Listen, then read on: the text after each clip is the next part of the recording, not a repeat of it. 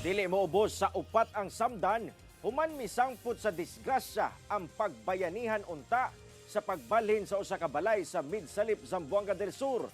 Ani ang report ni Efren Mamak.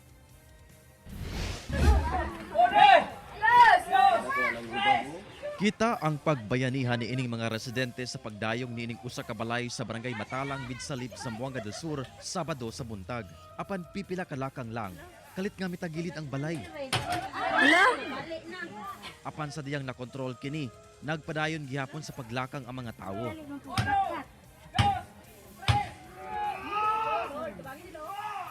Hangtod nga.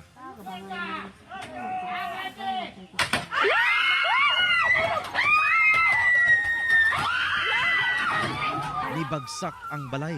Gilayong nagtinabangay ang mga residente aron luwason ang mga naipit.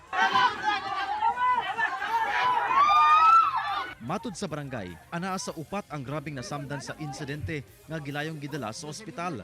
Lakip dinhi ang barangay kapitan, usa ka kagawad, barangay tanod ug usa pa ka personahe sa barangay. Apan sa karon ang kapitan ug ang kagawad na lang admitido pa sa ospital gumikas sa grabing bunog sa hawak ug samad.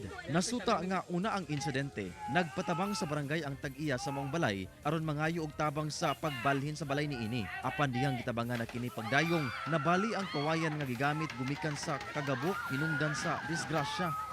Tapos sa wala na namo na dampo nga pangitabo na kabog day ang maong balay. Tapos motong nakuan jud siya natabang na pugno jud siya kay tapos nabalik pag yun. Ginakuhaan pa og payag ang tag-iya sa balay.